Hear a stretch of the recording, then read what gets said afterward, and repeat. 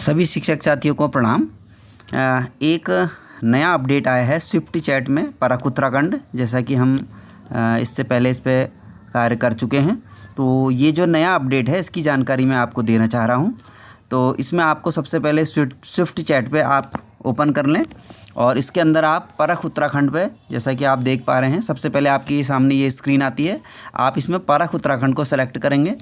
जैसे आप अंदर जाएंगे तो यहाँ पर आप कोई अभ्यास शुरू नहीं करना चाह रहे तो नहीं हमने लिखा, तो ये स्क्रीन आपको सबसे पहले मिलती है। आप इसमें नमस्ते से स्टार्ट करते हैं। नमस्ते करने के बाद आप यहाँ से रिस्पॉन्स सेलेक्ट करते हैं। जैसा कि आप इससे पहले देख पा रहे होंगे, ये हमारे यहाँ पर सारे बच्चे जुड़ चुके हैं। तो इन बच्चों में एक नया अपडेट जो है वो ये सबसे लास्ट में आपको दिखाई देगा। इस लिस्ट को आप ऊपर करेंगे, सबसे नीचे आप देख पा रहे होंगे सबसे लास्ट ऑप्शन आ रहा है फ़ोन से विद्यार्थी हटाएं।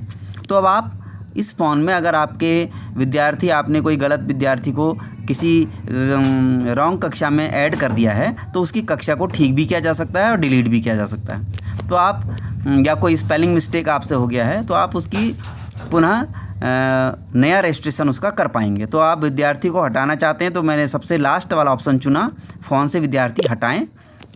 अब आपको इस लिस्ट में से अपने उन विद्यार्थियों को चुन लेना है जिन्हें आप हटाना चाहते हैं, एक एक करके। जैसे हम एक चुनते चले जा रहे हैं और ये ब्लू इंक इसके ऊपर आते जा रही है, तो ये विद्यार्थी मैं सेलेक्ट कर रहा हूँ जिनको मैं डिलीट करना चाहता हूँ।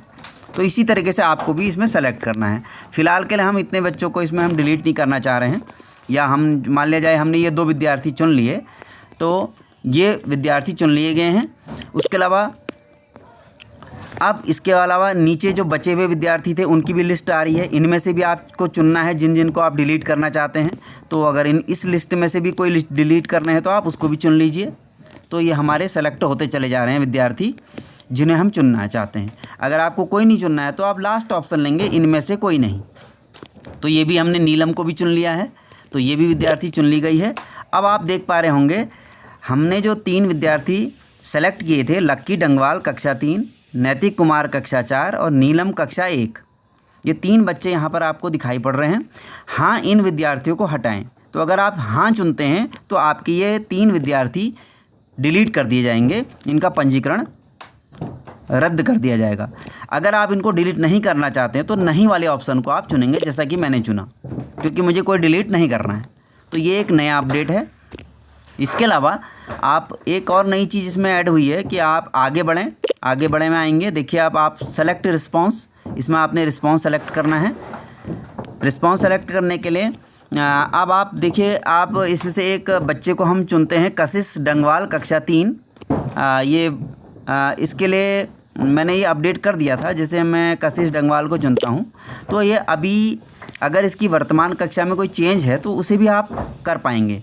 जैसा कि आप देख रहे हैं, वर्ष 2023 और 24 के लिए कशिश डंगवाल की नई कक्षा चुनें। तो आप नई कक्षा इसके लिए चुनेंगे और ये नई कक्षा में आप मान लिया ये वर्तमान में 3 में ही पढ़ रही है तो हमने 3 चुन लिया। अब इसके बाद हमारे स्कूल का नाम और यूडाइस कोड दिखाया जाएगा।